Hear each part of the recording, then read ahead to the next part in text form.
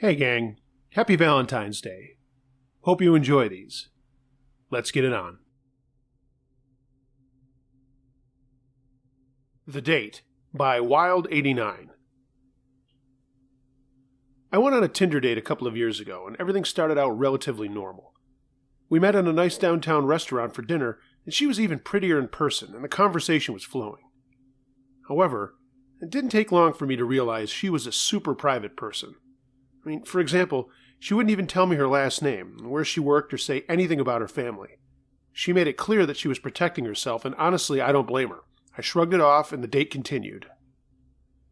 She took great interest in the fact that I was in seminary studying to be a pastor. And that was nice because usually it's a deal breaker for most women, at least in my experience. Towards the end of our meal, she confessed something to me. I have something to tell you, she said, but please don't think I'm crazy. I braced myself for whatever she was about to say. She explained that she recently moved into a new apartment. She lived alone, which was also a new thing for her. Though she couldn't put her finger on it, she was convinced there was a presence of a sinister and paranormal nature in her apartment. She had hardly slept since she moved in because she was plagued with constant nightmares and strange occurrences. I could see the fear and exhaustion in her eyes, and she seemed quite sincere. I can tell you're a good guy, she said. She elaborated that I seemed trustworthy and had a calming presence. I know how this sounds, but would you please come home with me tonight? Honestly, I'm just scared to go back there alone, and I am not looking for sex. I was taken aback by this. It's not every day I get asked to spend the night with a beautiful woman who I just met. I figured she was either telling the truth or she picked a really odd way to initiate sex. Either way, the night would be interesting. We talked for a bit longer, and I agreed to spend the night with her. I followed her home, and when I walked into her apartment, I was immediately struck with bad vibes. There was just something ominous about this place. I didn't want to freak her out, so I kept these feelings to myself, said a quick prayer, and followed her to her bedroom. She wasn't kidding about the sex. I tried my luck, but was met with swift rejection. We kissed and cuddled for a bit, nothing too crazy, and then she fell asleep. I just laid there for a while in the silent darkness, lost in thought. A little while later, I heard someone walking down the hallway outside the bedroom. The door was closed, however, so I couldn't see anything, and I was definitely frightened, but my curiosity got the better of me, so I went to investigate. Slowly, I opened the door. I looked to my left, then to my right. Nothing. I walked downstairs to check out the rest of the apartment. Nothing. I went back upstairs to check the bathroom and the guest bedroom. Nothing. When I walked out of the guest room, which was right across from my date's bedroom, I looked to my left and right again. At the end of the hallway, I saw a black humanoid body standing there perfectly still. It was almost like a shadow, but I could discern that there was a three-dimensional figure. This figure was large in stature, and there's no way it could have been my date. She was 5'1" at best. I hauled ass back into my date's room. To my horror, she wasn't in bed where I had left her. I called out her name, but there was no response. I had just walked through the entire apartment, so it literally made no sense to me that she wasn't there. Her bed was low to the ground, so she couldn't be under it. The closet was open too, and it was packed with boxes, so I knew she wasn't there either. The window was shut tight, and plus it was the second story. It was as if she just vanished. I grabbed my wallet, keys, and cell phone and ran out of the apartment in nothing but my underwear. The shadowy figure was gone from the hallway when I ran by, and I jumped in my car and sped away. I never heard from her again. Her Tinder profile was deleted the next day, and she never responded to any of my texts. Till this day, I have no idea WTF happened that night. I checked the news and stuff like that, but never found anything. I also never returned back to her apartment, mostly because I'm horrible with directions and can't remember how to get back there. She lived in the next town over. Anyways, this was easily one of the most terrifying, inexplicable things I have ever experienced.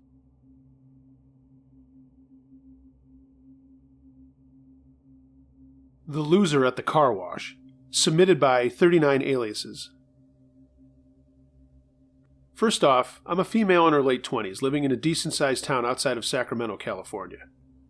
This happened just 2 years ago, and it creeped the hell out of me. I came into a little money from a great aunt passing away, and bless you, Aunt Rachel, and I had been driving this old Chevy Cruze around for what seemed to be forever. I wanted something cooler and decided to get a new Mustang convertible, as obviously the weather around here is pretty nice. It does rain a bit, but only in the winter, really. So I planned to baby the shit out of this car and took it to get detailed every other week or so. Hand wash, full interior, the works. I mean, the thing was immaculate. I worked for a pharmaceutical company as a sales rep, and I was always concerned about how I appeared as a saleswoman. And once in a while, I would take a client to lunch or coffee. If you're in sales, you know how it is. After about 2 months of this, a new guy showed up at the place I went to, and he seemed nice at first. But after a couple of times, he began seeking me out in their waiting room and asking me weird questions. And he thought it was funny to tell me that it wasn't really my car. It wasn't girly enough. In the beginning, it was amusing, but after a while, it was total creeper territory. So, eventually he gets around to asking me out, and I politely decline. But after the third time, I go to his manager and ask for another detailer from now on. I said that I know he does excellent work, but his prying into my life was making me uncomfortable. The manager was great about it, and said from now on he would make sure that there was a different arrangement, as I was such a good customer. I told my boss about it, and he laughed and said I was being too harsh and to let the guy have his dreams about me. Yeah, thanks for the support, boss. We were at his house having a barbecue happy hour with our sales team, and his wife said, "Well, you are pretty, but I know what you mean." One afternoon, I had just made my quota and then some on a Friday 2 weeks before month's end, and had actually picked up 3 new clients that week. My boss had just purchased a new Mercedes S550, and he knew I was into cars and wanted to take it for a spin. We finished our weekly meeting at noon, and he slid the keys across his desk to me. "Keep it under 120 and have it back here by 3, he said with a big grin. "Nice job this month. You're our best team leader, and I want you to know that." I couldn't believe it. I was so stoked and told him I would baby it and bring it back in perfect shape. I immediately called my friend Kendra and told her I was coming to get her for lunch, and she was surprised as hell to see me in that car. As we drove to a place to eat, she kept saying how amazing everything was. And don't get me wrong, I love my car, but this thing was unreal. We ate and she had to get back to work, and I thought, hey, I'll surprise my boss and get it detailed if they can fit me in last minute. I drove to my place, spoke to the manager, and the only guy that was available was the creeper. Oh well, it did need a huge once-over, just a vacuum, leather treatment, stuff on the interior. My boss waxed and polished it on his own, and I didn't want to screw that up. So about an hour goes by, Creeper comes up to tell me it's done. I give him a tip, and he asks me out again for the zillionth time. Again, I politely decline and tell him I have a boyfriend and get out of there. I went back to the office and my boss was in a meeting, and I just wanted to go home for the day. So I left the keys on his desk with the top of the receipt and scribbled, "Thanks, she's better than when you last had it," with a smiley face on a post-it note. Some friends were getting together that night, and I thought no more of the day or the car.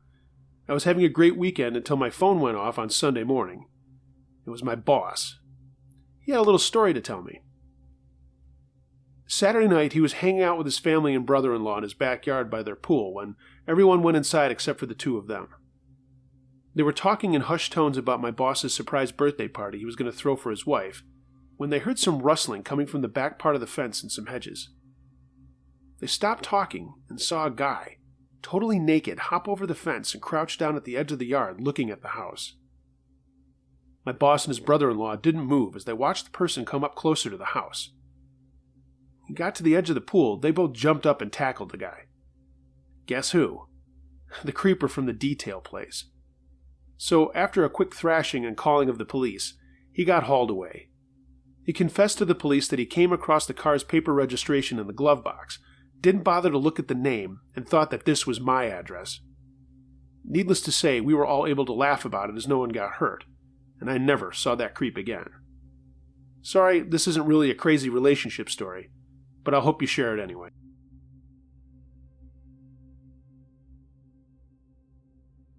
Creepy Collector, submitted by S.J. Jones.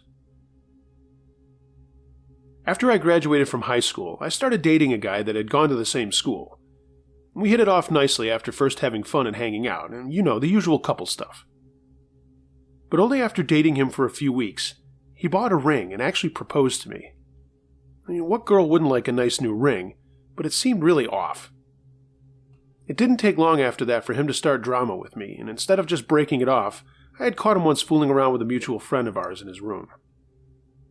Obviously, this made me upset, but he assured me that nothing else was going on. Clearly, I should have just ended it there, but it was only my second relationship, and I wasn't sure what to expect. One evening while he was at work, I tried to be a good girlfriend and help clean his room. We didn't live together, but I was trying to be nice. While cleaning out under his bed, I noticed a bunch of tiny boxes. Being the typical teenage snoop, I decided to take a quick glance.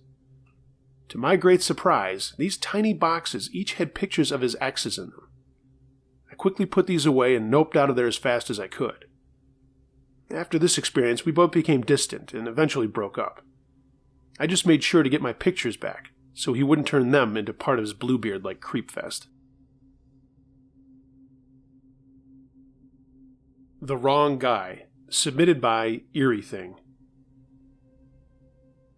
I grew up on the south side of Chicago to a mother whose husband left her when I was 2. The cliché going out with some friends and never coming back bit.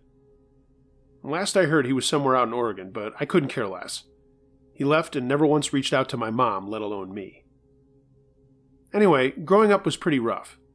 My mom didn't make much money, we were really poor, and she worked 3 jobs just to keep a roof over our heads. I spent a lot of time with my grandmother as my mom was working all the time, and sadly, for all her hard work, we never worked on our relationship, and I grew up barely knowing her. Even being in the same room with her in my high school days was odd. It was like she was an older sister I never saw.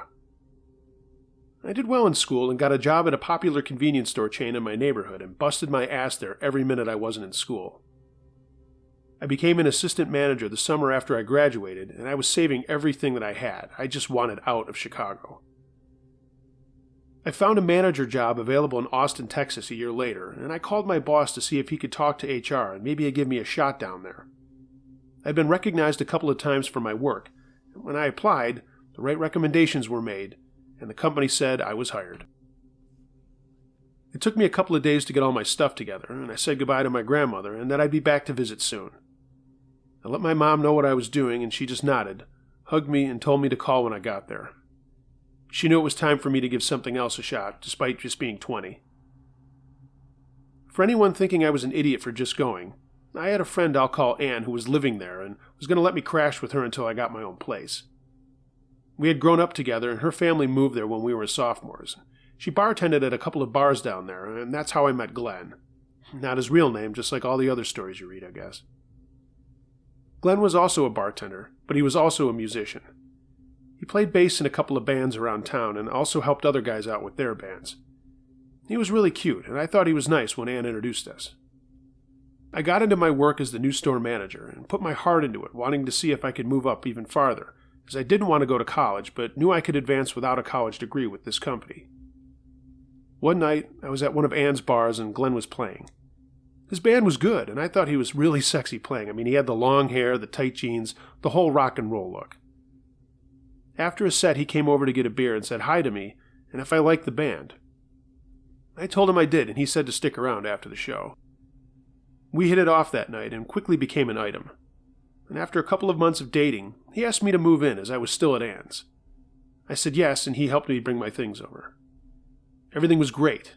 My job was good, he was successful with his band, and even though sometimes our schedules conflicted, we were happy. I never had a really serious boyfriend before, so this was all new to me. But as my job started being more demanding, people quitting or changing shifts and me wanting to make an impression on my area manager, things started getting choppy. Glenn was getting angrier and angrier if I couldn't go to all of his gigs, and he would get sullen and come home drunk and either ignore me or bitch at me for not being there to support him. I always tried reasoning with him, and things would always calm down. Everything would be normal again until he decided I wasn't paying enough attention to him. One night, he came home and was pissed off, and his hands got away from him. He didn't hit me, but he grabbed me enough to shake me and scare me, and I took off for Ann's apartment. Sure enough, the next day it was another excuse, and I was a sucker and went back to him. That was a big mistake.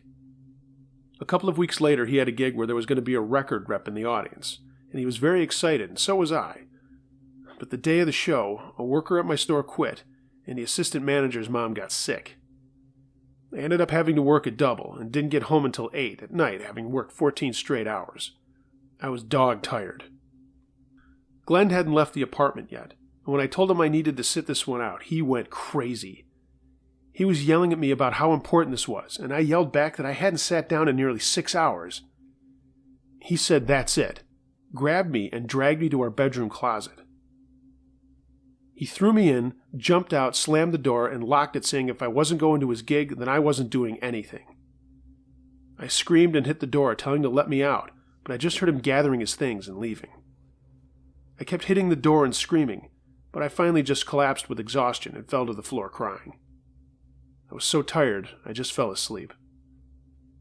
When I woke up, I was on our bed and looked at the clock. It was 5 a.m. Glenn was asleep beside me. I got up to go to the bathroom and he muttered, "If you leave, I'll find you." He didn't say anything like he would kill me, but I knew what he was implying. By this time, Ann had moved to New Mexico, and I realized the only people I knew down here were work folks. I was so overwhelmed, and yes, young and dumb in many ways, and I stayed with him. One day I was home alone and was putting some clothes away and discovered something about the closet door. If it was locked and you pushed up on it a little bit, it would become unlocked. I knew there was no way I would have enough time to make an escape after or before work because our schedules overlapped, and that just wouldn't work. So I hatched an escape plan. I inquired as to jobs back in Chai and talked to my area manager about me going back home. My old store manager had quit and there was a job opening in the same store. I explained all about Glenn, and she said she'd make some calls. A couple of weeks later, my transfer was approved. I called my mom and asked her if I could come home with her for a little while. She was totally different than when I left her. We had barely spoken during this time, and she hadn't told me about a new guy she had found and how she was hoping to surprise me at Christmas when I came home. She burst into tears and said she was sorry for the shitty life she gave me and all kinds of stuff like that. I cried too and told her about Glenn, and she said come home now. So my plan?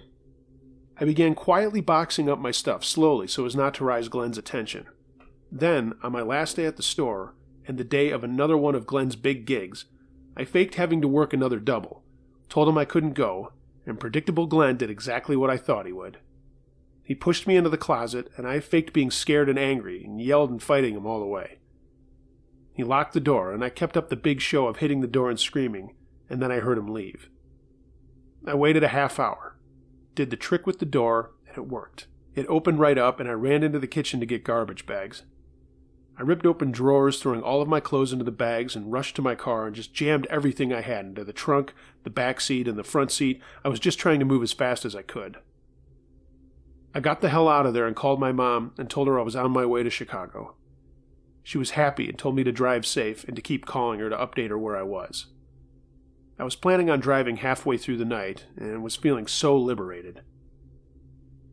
Right on cue, I was about 2 hours north of Dallas and my phone started blowing up. Glenn kept calling and texting and then calling again. I didn't answer any of them. I just kept driving. I got home a day and a half later, changed my number, met my mom's new boyfriend, and they're married now. I started my job, and man, I'm now a regional manager with 2 college degrees. A lot of things have changed over the years. Looking back, I made some really stupid decisions and thought I knew what I was doing and everything when I really didn't. The one good thing I did remind myself on my drive home was that Glenn didn't know where I was from in Chicago and only knew my mother's maiden name. There was no way he would ever find me, and he hasn't in 9 years. Hey Glenn, wherever you are, let's never meet in another 1,000,000 years.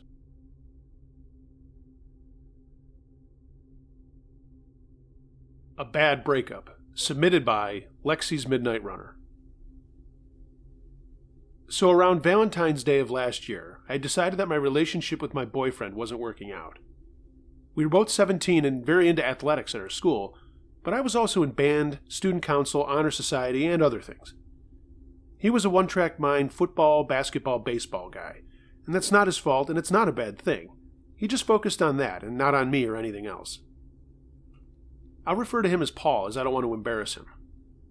We had been going out for a year and had been junior prom king and queen, and after I found out I was being offered a scholarship for tennis and academics, I was planning on going to college a few states away, and he started being a jerk, so I said enough. There was a big Valentine's dance at my high school, and we were supposed to go, but seeing as how we weren't together anymore, I stayed home to just relax and watch a movie. All of my friends were going, so I made popcorn and settled in for the evening as my parents went out and my older brother was at a party at a bar with his friends. I was watching a movie but also playing on my phone at around 10 o'clock when I got a text from Paul. He was once again asking why we broke up. I blew it off and he texted again. And again. I finally gave in and just told him it was over and that he needed to move on. I did it in the nicest way I could and had handled the breakup the same way. I went back to the movie and then my phone rang. It was Paul. I let it go to voicemail, but he called back. Voicemail again. Another voicemail. Then he called again, and I answered it, and this is as close to what happened as I remembered. Paul, this has to stop. Why won't you talk to me? Sighing, I said. Paul, there's nothing left to say. Please, just let it go. We had a good time, but we both need to move on. A good time? You said you loved me, and you just drop everything just like that, like I'm a piece of garbage? Please, we've been down this road 100 times. Let it go, Paul. Let's just be friends and not do this anymore. So you can just be friends and all chummy with someone who's gone down on you, someone who's held your hair back while you were throwing up after a party? This is such bullshit. No, Paul. What we're doing now is bullshit. I have to go. Let's just be friends, okay? I don't want to remember you this way. Who is he? Who is who? Is he there right now? What? Paul, what are you talking about? Are you home? Yes, no, Paul. I'm gonna hang up now. Goodbye. I'm coming over. No, you can't. Don't. I'm not there. Tell him he's dead. And he hung up the phone. I just sat there wondering if he was really going to come over. I called my friend Jenny, but she didn't answer, and I remembered she was at the dance. I got up and went to the front door to make sure it was locked, and then went back to the living room in the movie. For some reason, I turned off all the lights. About 15 minutes later, my phone buzzed with a text. It was Paul asking if I was home. I replied no, and he texted back saying, "That's funny, I'm looking right at you." I froze. I slowly turned my head to look at my living room windows, and there was Paul staring in, looking at me. I scrunched up with my mouth wide open. I'm an idiot, and I texted him to go away. I watched him read the message and text back, "Why don't you just open the door so we can talk?" I got up and ran to the front door, and he did too when he saw me move. I forgot I had already checked the locks, but he ripped open the glass storm door and started pounding on the other door, yelling, "Open the door, Lexi, I just want to talk to you." No, Paul, please, just go home. Leave me alone. "Lexi, open the door." Paul, I don't think you... "Open this goddamn door." I stepped away from the door and I heard the storm door shut. I was on the verge of tears and was starting to dial my mom when I heard a noise at the back of the house. I looked down our hallway to the family room where there was a set of French doors that went out onto our back deck. I made a move to get to them, but then stopped short. Paul was standing there at the doors, and my eyes zeroed in on the deadbolt lock. My heart dropped. It was unlocked. There was no way I could get there fast enough to lock it. Instead, I ran upstairs to my parents' room. On the way, I heard him come in and yell out, "Alexis, come down here and talk to me." I went into my parents' bathroom and closed and locked the door. I tried calling my mom, but she didn't answer. I tried to call Jenny and some other friends, but no one answered either. I called my brother, but again, he didn't answer. I was starting to cry, and I heard a soft knock on the bathroom door. "Alexis, are you in there?" I sat on the tile, totally silent. "Alexis." "Look, you fucking cunt, open the door or I'm coming through it." Paul, please stop. "Open the door." Go away. "You dumb bitch, always doing shit the hard way," he said and started pounding on the door. He kept ranting and yelling at me. Then my phone buzzed in my hand. It was my brother. His text said, "Little sister, don't you know the front door is locked?" He always said "little sister, don't you know" to me like the Elvis song. I was shaking and told him the back door was open and I was in trouble in the bathroom. He wrote back, "Got the shits, huh?" Paul was still banging on the door and yelling at me, and I texted back, "Paul is in here and he's scaring me." Open the door, Lexi. Just open the fucking door. My brother's home and he's gonna kick your fucking ass. Sure, just like you weren't home, you bitch. Then there was a loud thump at the door, and I heard my brother's drunken, slurred voice say, "The fuck are you doing in my house?" I heard Paul stammering out gibberish, and then a knock at the door. "Kitten, are you in there?" Another stupid nickname of his. I cried out yes and unlocked the door. In my parents' bedroom was my big bro, and I practically jumped into his arms. I remember him smelling like beer, and then I looked over at Paul, who was being held by two of my brother's rugby friends. Oh, I didn't mention that my big brother is 6'5" and plays rugby. "Take him outside," my brother said. "Lexi, no, I love you. I know you love me," said Paul. "Please, Lexi, please." The guys dragged him away, and my brother hugged me and told me to go to my room for a few minutes. I did, and texted Jenny, tears streaming down my face. My brother came up after a bit and told me everything was going to be fine and to come downstairs. His friends were sitting around the kitchen table laughing and drinking beer. Billy, a carbon copy of my brother, handed me a beer and said, "We took care of it," and they all laughed. The next Monday I saw Paul at school, but from afar, but I couldn't miss his black eye and a cast on his arm. That night when I told him my brother was coming was the last thing I ever said to him.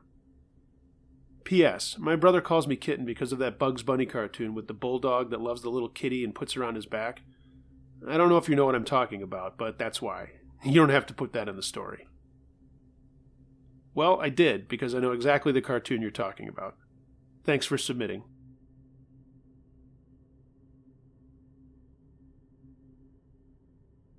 High School Whacko. High school was a tough time for me. My family moved from upstate New York to suburban Charlotte, North Carolina. I was very shy, and I had a hard time adjusting to the change. One day I had to take a test, and I struck up a conversation with one of the other students. Before I left the room, he gave me his phone number, and after that there would be almost daily visits to the computer lab, and he would spend a large amount of time telling me how pretty I was and holding my hand. I was young and shy, so I relished the attention, and I was too naive to see the red flags. I was part of an anti-drug campaign run by the school, and I often found him hanging out in a crack between a wall and a vending machine, waiting for me to walk by on the way out of the meetings. One time, he even followed my mom around a shoe store and just looked at her. Looking back on it, this is a very clear sign that something was amiss, but I just didn't see it at the time. Fast forward a few years. I moved back to New York, and I'm living with my family while I was attending college. One day, I got a phone call from a North Carolina number, and it was the same guy. I'll be honest, I had just gotten out of a very complicated relationship, and this one phone call turned into communicating with him either through text or phone call every day. Eventually, we made plans for him to come up here to New York to see me. I had honestly started to think that the weird things that had gone on in the past were just things that awkward teenagers do. But the minute he got here, he right away started pushing boundaries. He insulted my appearance, telling me that I should become a vegan so I could lose weight, despite me only weighing 90 pounds. He said I should also drop out of school as my degree was going to be worthless. I know it sounds like he was just being mean, but it actually gets weirder from here. He got very grabby, and I would tell him to stop, and then about 5 minutes later he would start that crap again. I felt obligated to see the week through, even though I was getting more and more uncomfortable. I didn't want to be alone with him, so we never left my living room, and were always within earshot of a family member. And here's where it gets really weird. One day, I told him that I wanted to be alone, so we made a compromise. He brought over his computer and hung out in the living room with me while I read a book. I happened to be reading a book about a well-known murder. He told me that must explain his erratic behavior, and that he thought about throwing things at me and made jokes about tying me up and raping me. I made the mistake of getting in a car with him, and he almost drove off the road when the radio station we were listening to began to crackle. At the end of the week, he proceeded to propose to me, telling me that he would make good money and how he could go out and travel the world while I would sit home in a pretty dress and have dinner ready for him when he got home. But he also said he hated children and animals, so we couldn't ever have any of those. I was dumbfounded, and all I could say was, "You need to go home, dude." Well, he went home, but after a few weeks he called me and threatened to kill himself. He would also go into detail about how he was going to accomplish it. He told me everyone would blame me and that I would go to jail, or that his family would harm me in retribution.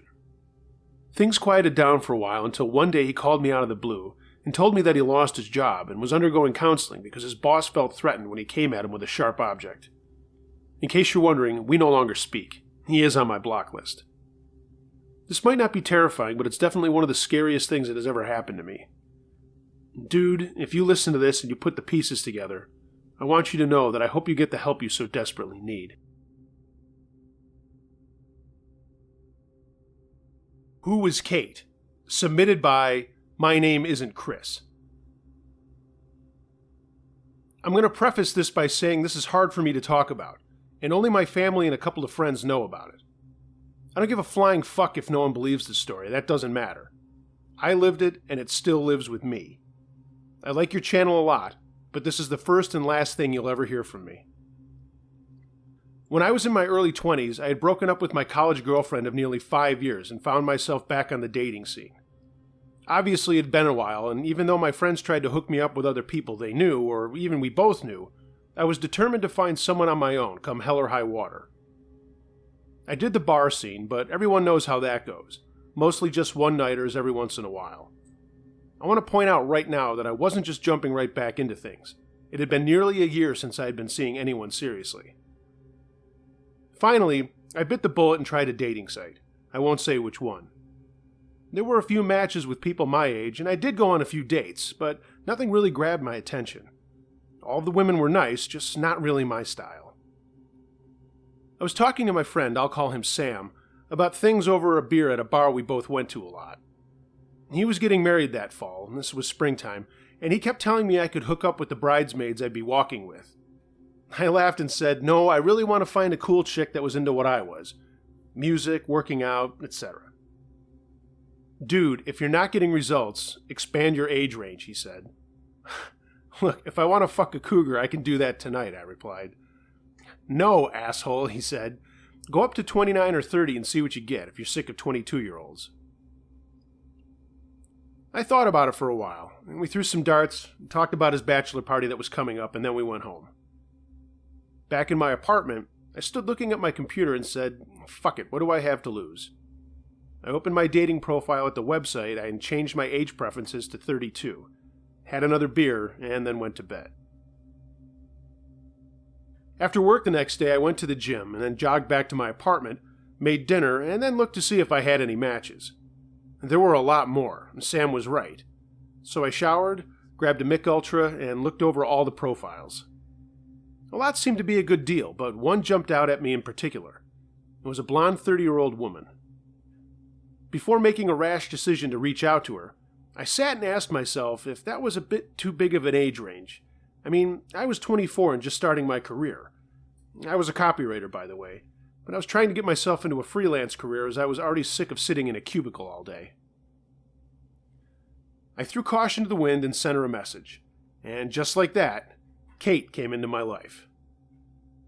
She messaged me back later that night, and we went back and forth asking questions about one another, our hobbies, likes and dislikes, jobs, the standard first-time shit.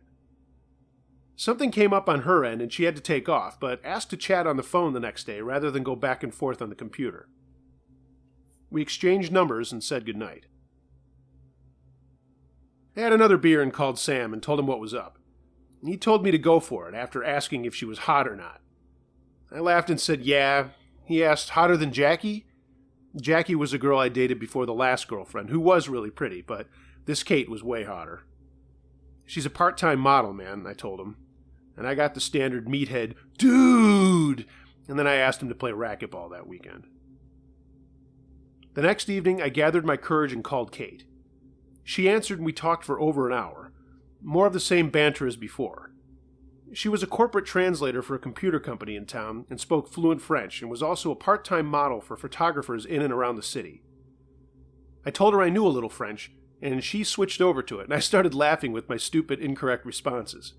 She laughed too. Finally, I said, look, do you want to get a coffee or a drink this weekend if you're free? Sure, let's get a drink on Friday night, she replied. Ever been to Rue 41? Yeah, how about 6? She said great, and we said goodnight. I was on a cloud and was hoping that this would work out. Friday finally came and I did my routine, showered and walked to the place. It wasn't far from my apartment building. She was there when I got there, and I cannot tell you how freaking gorgeous she was. Honestly, the first thing that went through my negative mind was, she's either cheating or she's crazy. But I shook her hand, and she wasn't either. We hit it off immediately, despite the age difference. We ended up getting a table and staying for dinner after another drink. She asked to get together over the weekend. She was having such a good time. Saturday was out for both of us, so Sunday brunch it was. I gave her a quick peck before she walked to her car, and I floated home. Next day was a barrage of questions from Sam, and I told him how stoked I was. This is like the longest intro ever, I know, so I'm just going to skip ahead a couple of weeks. Kate and I became a thing, but we weren't having sex yet, just spending a lot of time together. Then, one night she invited me over to her apartment and said she'd make dinner. I was all in and very impressed with her place. She lived on the top floor of a building in what everyone called the Old Village. We had dinner, and then we're going to watch a movie, so with wine in hand, we sat on her couch together. Like I said, even though we weren't kids, we were both taking it slow. Slower than usual, I thought. But we started making out, and then things progressed from there. And that's when she surprised me. While we were half naked, she scratched her nails down my back as we kissed, and I mean scratched. She actually drew blood. I popped up and she said, "Oh, sorry, Chris, I stood up and wiped the back of my hand on my back, and it came back with blood on it." "I'm really sorry," she said. "I got carried away. Here, let me get something to clean that up." She went into her bathroom and came back with some gauze and stuff. I was still in shock and a little pain, but seeing her approach me with her face and that body, I put that pain out of my head pretty fast. Now here's the weird part. Before she took care of my back, she licked the blood off my hand. What the hell was that, I thought. She asked me to spend the night and that she would make up for hurting me accidentally. I said yes, and she sure did make up for it, and that's all I'll say about that. Afterwards, I fell asleep next to her in her bed. And when I woke up, she was looking at me and told me she had to tell me something. "Chris, I hope this doesn't ruin anything, but I have to tell you something." "Okay," I replied. "There's no other way around it, so I'm just going to say it. The reason I'm not with anyone is that they all run away from me after a while." "Okay," I said again, wondering where the hell this was going. "I'm into BDSM stuff." And Kate looked away and she said, "You probably think I'm a freak." I thought about it a minute and I said, "No, I don't. I'm not going to lie, I don't know about all that stuff, but that's not chasing me away." She turned back and asked, "Would you ever try it with me?" I paused again. "Well, I guess I could, but nothing really crazy like that German porn shit I've heard about." Kate laughed, and in hindsight, that's when I should have really just laughed and gotten up and left. But I didn't. I just figured she was into that 50 Shades of Grey nonsense that was going on at the time. We saw each other a lot over the next few weeks, and one night ended up at her place again. She brought some wine out from the kitchen and we talked on the couch, but I started feeling beyond buzzed. I remember looking into her eyes and then everything went black. I don't know for how long I was out, but when I woke up, I felt like total shit and my head was throbbing. It was dark and I went to put my hand to my head, but I couldn't. I tried my left hand. Same thing. "Oh," I heard Kate say, "you're awake." That's when I realized what was going on. I was tied down to her bed with a blindfold on, and I immediately panicked. This was fucked up and not what I was looking for at all. I tried to speak, but there was something covering my mouth. She took the blindfold off and was standing over me holding a knife in one hand and a candle in the other. There were candles all over the room and this weird poster or blanket on the far wall with a bunch of symbols on it. She started saying all this stuff that sounded like gibberish to me, and all I could do was struggle. Kate took the knife and pierced my naked thigh and dragged it down to my knee, leaving a thin cut. Not so deep as to need stitches, but plenty of blood, though. I tried to scream, but she just wiped her hands in the blood and then put streaks of it on her face. She moved to the other side of the bed and did the same thing to my other leg, putting more blood on her. I mean, I was completely spazzing out now, Was I going to die? Was I going to be torn to pieces? Kate started doing this chanting thing again and drank something out of a glass that looked like wine but was thicker than it. She straddled me and put the knife on my chest, and I tried to scream and scream, but nothing came out but muffled noises, and she made an X on my upper right pec and pinched it to make more blood come out. Then she leaned over and licked it, smearing it all over her mouth. She sat back up and kept this chanting shit going and held the knife up, and I knew this was it. I'm fucking dead, I thought. But she shouted more stuff, and then stopped. Kate looked down on me and smiled, and I'll never forget that bloody face and grin as long as I live. She put the blindfold back on me, and I smelled something funny and was out again. When I woke up, I was still in that bed, but not tied down. I took the blindfold and tape off my mouth and looked around the room. There was nothing and no one there. No candles, no weird poster, and no Kate. The places she had cut me were bandaged up and not bleeding anymore. What the fuck was going on, I thought. I slowly got up, my legs burning a little, and I saw my clothes in a chair in the corner next to an empty chest. I gingerly pulled on my stuff and peeked out into the hallway. My legs were on fire. My chest hurt. But out in the hallway, it was like nothing had changed. I went into the living room and everything was still there. The only things that were gone were Kate and her stuff. My head hurt a lot, but I knew I had to get out of there. I looked at my watch, and it was Monday afternoon. I'd gone over there on a Friday night, and it was now Monday. Grabbing my shit, I got the hell out of there and called a cab home. I didn't feel well enough to walk. My phone was just about dead, but there were a ton of missed calls from Sam, my dad, and my work. I got home and took a shower, which I later found out was a stupid move, and I called work and told them that I was so sick that I had slept all day. I then called Sam and told him to get over to my place quick, and he showed up with his fiancée, and I told them everything. He laughed and said I was full of shit, so I took my warm-up pants down to show him my legs. Holy fuck, Chris, you need to call the police. And that's what I did. Right, I'm going to wrap this novel up now. Kate didn't exist. I mean, she existed, but no one knew who she was. There was no record of her at the company she said she worked at. Not one photographer knew who she was or recognized her, and the dating site only confirmed that her account was made at the ISP of the building, and that's the craziest part. The apartment was actually the guy who owned the building, and he had been in Arizona on the other side of the country from me for the last 3 months recovering from an illness. The investigation went on for 3 years and is still ongoing, but I don't think as heavily as before. It's like this woman just vanished and moved on to the next schmuck like me that will fall for her act. I've been in therapy ever since, and I'm just starting to get over my trust issues and actually see women again. Writing in the gym are all that's in my life. As I said at the beginning of this, I don't care if any listener doesn't believe this. They can blow me because it's all true. You wanted a fucked up relationship story, Uncle Josh. You got one. Uncle Josh note. This is only the 3rd time someone has sent me something and I've replied to follow up with a story and have the email bounce back. Food for thought.